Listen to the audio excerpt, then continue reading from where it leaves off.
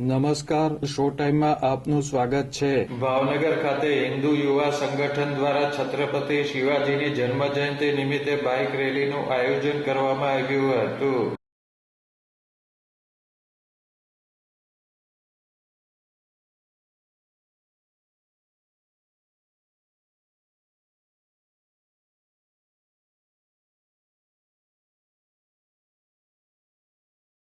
ભાવનગરના નીલમબાગ સર્કલ ખાતેથી નીકળેલી રેલીમાં કેસરી ઝંડા સાથે લોકો મોટી સંખ્યામાં જોડાયા હતા.